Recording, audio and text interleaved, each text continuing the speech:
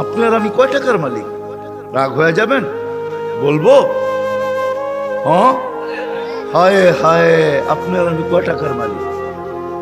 কয় টাকা? আব্দুর রহমান ইবনে আউফ রাদিয়াল্লাহু তাআলা আনহু যখন মারা যায়, নগদ ক্যাশ টাকা ছিল 47 লক্ষ কোটি টাকা। কত? জি, আপনার বাজেট এবার কত হয় দেখেন। হয়তো 7 লক্ষ কোটি টাকা হবে, নাহলে 7.5, নাহলে 8 লক্ষ কোটি টাকা। এর বেশি বাংলাদেশের বাজেট হবে না। গত বছর হয়েছে এর চেয়ে কম,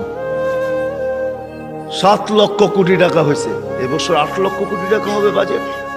ওনার কাছে ছিল 47 লক্ষ কোটি টাকা ক্যাশ।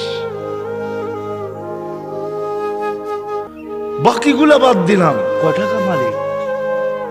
আব্বাস রাদিয়াল্লাহু তাআলা আনহু আরবের ব্যাংক ছিলেন, ব্যাংক, আরবের ব্যাংক। আল্লাহর রাসূল যখন দুনিয়াতে আসেন তখন পুরো আরব ভূখণ্ডে একটা ব্যাংক ছিল, ব্যাংক আব্বাস। আল্লাহর রাসূলের চাচা। বিদায় হজের দিন আল্লাহর রাসূল বলছে, চাচার যত সুদ আছে সব আমি মাফ করে দিলাম। চাচা হাসতে হাসতে দাঁড়াইছে আর বলছে, চাঁদ ভাতিজা, তুই সুদ মাফ করে দিলি, কতটুকু আর দিলি? চাচা পাশে দাঁড়ায় বলছে, ভাতিজা সুদ মাফ করলো, আমি ভাতিজার সম্মানার্থে আসলও মাফ করে দিলাম। ও আরববাসী, আমার টাকা কারো দিতে হবে না, মাফ। আপনি জানেন না কয় লক্ষ কোটি টাকা ছিল? আমার কাছে হিসাব আছে কয় লক্ষ কোটি টাকা ছিল। আপনার আমি কয় টাকার মালিক?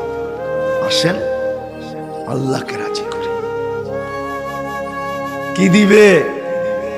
কি দিবে?